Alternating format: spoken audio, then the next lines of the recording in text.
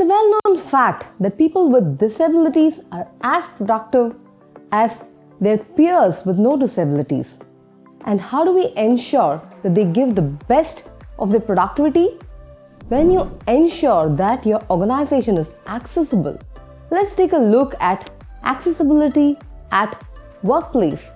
Accessibility, the definition, it means that you are ensuring that your workplace is physically and technologically accessible for not just for people with disabilities but for everyone, and not just your employees, but it could be also your end users, customers who are visiting your premises or visiting your website. Let's take deeper insight on what is accessibility and how can you break the barriers at workplace that prevent accessibility. There could be 3 types of barriers: physical barrier, web barrier or the technological barrier, and the third one is the attitudinal barrier. The physical barrier, there are laws and guidelines and various different content that's available on how do you have to design your ramps, your workplaces, elevators, washrooms, so that it is accessible for everyone. Technological barriers. So there are guidelines on WCAG.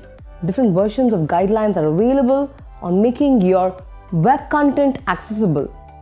And please remember, you're not just making these content accessible only for your employees, but ensure your customers, end customers, you could have customers across the globe accessing your website who could be from various different groups. So design your website according to the WCAG guidelines. Have closed captions. Ensure you have voiceovers. Ensure the color combinations are right, the font is right, the placements are right. The languages are appropriate to your end user.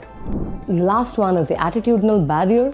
Continue to create more sensitization, more awareness at your work to talk about accessibility and people with disabilities. Be a role model. Let's work together to create inclusive workplaces. Thank you.